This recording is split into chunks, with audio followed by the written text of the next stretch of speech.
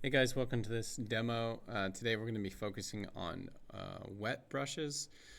Wet brushes versus brushes. Dry brush would be like dry media, like a pencil. A wet brush would be like watercolor, oil, or anything else of that nature that would use water or some kind of medium to suspend those pigments.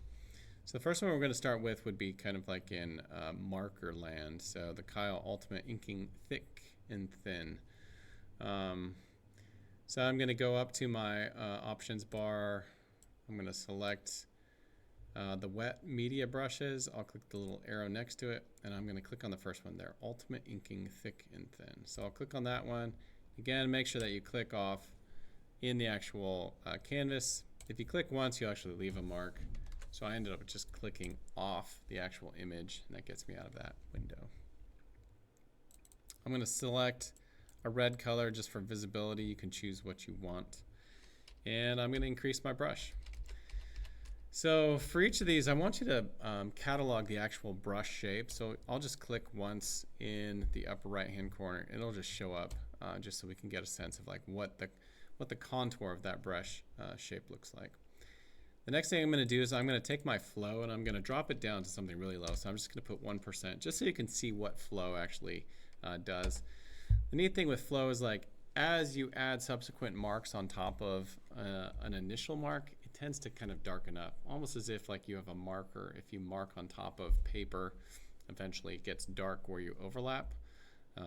Kind of represents as well kind of like soft shading. So depending on what kind of pressure do you want to apply to your digital paper. So I'm going to click once. You can see it kind of creates that like ghosty line. If I click on it again, you can see where they overlap. It kind of gets a little darker. So this is 3, 4, 5, 6, 7, 8, 9. So there I've got like 9 marks that I've made, letting them sit on top of each other. So 1, 2. Next thing I'm going to do is I'm going to toggle between 2 different colors just so I can see like how these colors sit on top of each other. So I'm going to take my flow, leave it at 1, and I'm just going to click and drag a little bit. I'll hit X, and I've got green loaded right now. I'm going to change that to kind of like a maybe a yellow, or I don't know, maybe I'll do a blue. Pick that color, kind of like an electric blue. Maybe we'll get something more in the gray zone, and then I'll just click and drag on top of that. I'll hit X again, click and drag, X again, click and drag, X again, click and drag. So we're kind of getting these, by having our flow set really low, we can put this like red mark and blend it into a blue mark and then blend it again into a red mark. So it's kind of neat to see these colors mixing together. So this will be our first move right here. Again, wet media brushes, they tend to kind of blend together a little bit better than dry media brushes. So I'm going to change my flow back to 100, and then let's get our next brush. So I'm going to go to the options bar, select Kyle's Inkbox Classic Cartoonist. I'm going to increase my brush size. First I got to click out of that window, increase my brush size. I'll click once, we can kind of see what that looks like.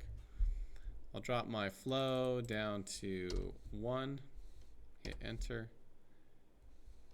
I'm going to make my brush a little bit smaller. Then I'm just going to click and drag, and you can kind of see there's almost this like animated effect when you click and drag out these brushes. Water or wet media brushes, they tend to kind of like be a bit irregular. So like as it sits on paper, like what does it actually do?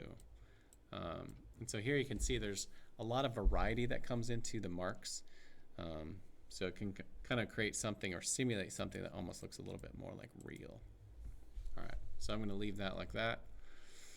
Then I'm going to do my toggle between 2 different colors. So I'm going to do click and drag. I'll hit X, click and drag.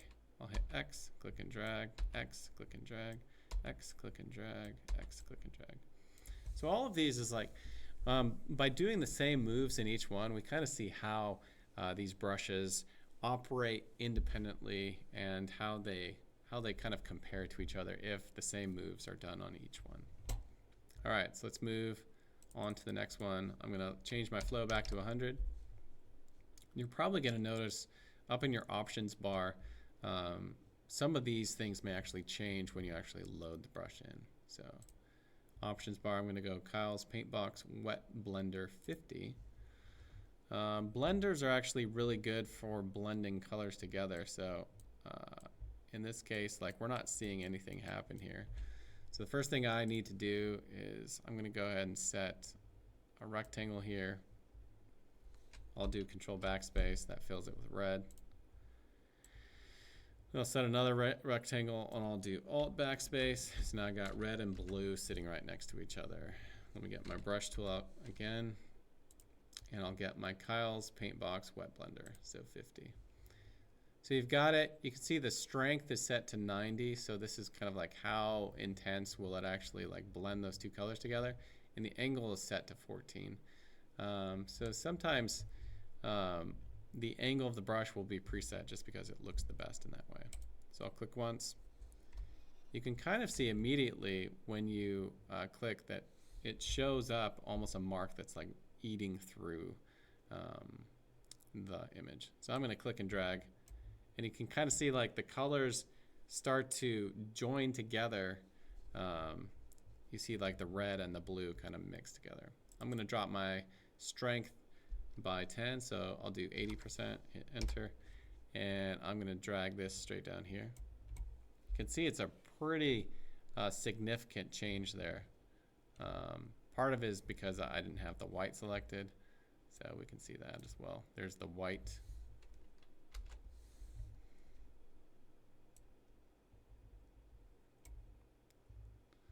Let me set this up just so it's a little bit of a better example. So I'll put this back up to 90. Well, actually, let's just do 100, and we'll break them up by 10 increments of 10. So there's 100. I'm going to drop my brush down a little bit, and I'm going to click in the white, go into the red and into the blue. And you can see it just like blends that white straight through. I'm going to go 90, hit enter. I'm going to click in the white, into the red, into the blue, back into the white. You can see there's a pretty significant change that's gone on there. Let's go to 80. White into the red, into the blue. Almost looks pretty similar. Go to 70, enter. White into the red, to the blue.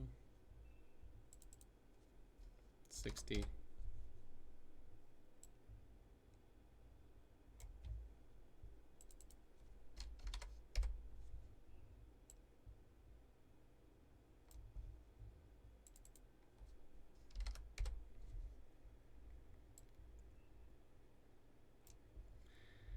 So I don't know if there's really much that's recognizable. I'm now at 30%.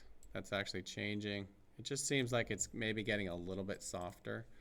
20%.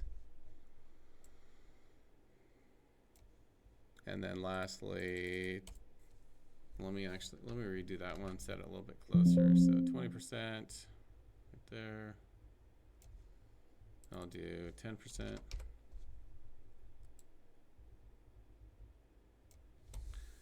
So you can kind of see like going from 100% down to 10%, it definitely does get quite a bit lighter. And if I set it to like 0, so let's just do 0, hit enter. It has to be 1. Let's do 1, and I'm going to go horizontally this way, so I'll just go across the whole thing. So it almost shows up nothing at all. Let's see if I can do it here. Yeah, nothing at all. So again, going from 100%, which just like cut that color, the white straight through everything. I'm sure if I set it to 100 again and did the red, yeah, it just pushes the red across as well.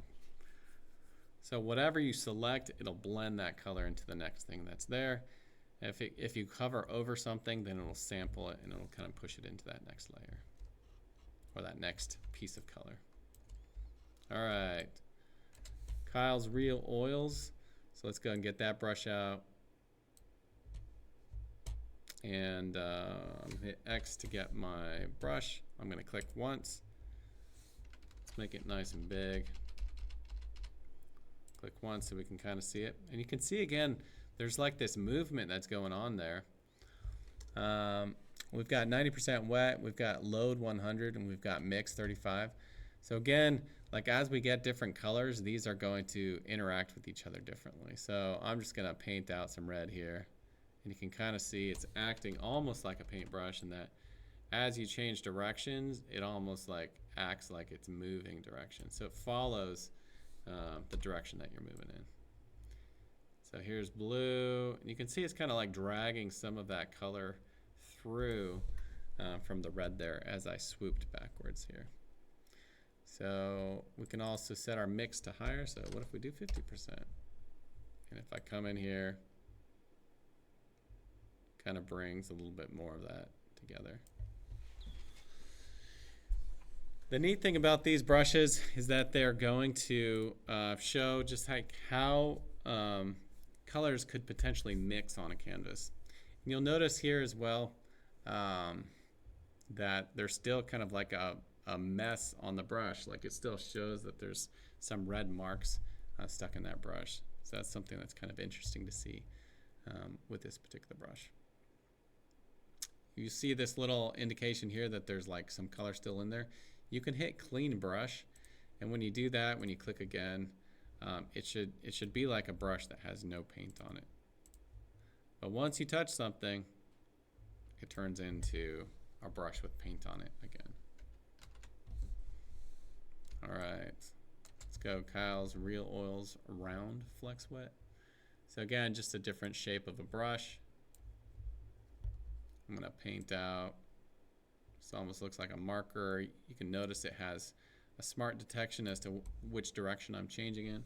I'll hit X, I'll bring some red in there. We can see the colors are kind of blending together. Mix is at 7%, so this one doesn't mix as strongly. If I go to 50, we can see how that changes. Kind of pulls 50% of that color into it.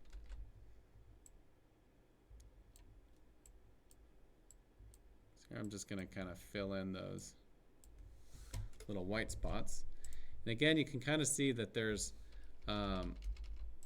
old bits of that color still kind of remain there. So if I click and drag there and I click again, you can see it's almost like it pulled some of that color from the composition that's behind.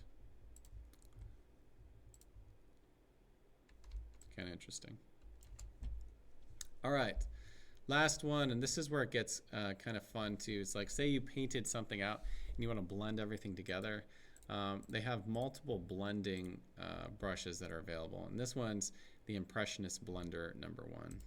So if I click on this one and I just like click in white, you're not going to really see much happen until you get close to something that's nearby.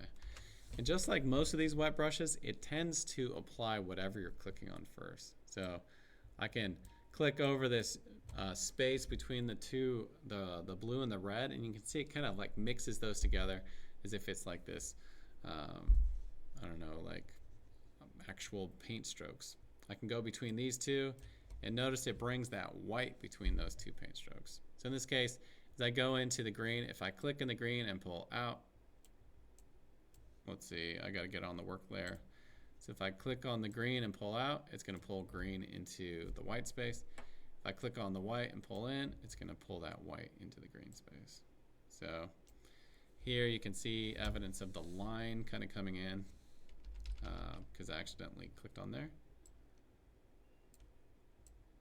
I'm just gonna kind of mess with blending between these points. Blenders are really great when you're dealing with the space between two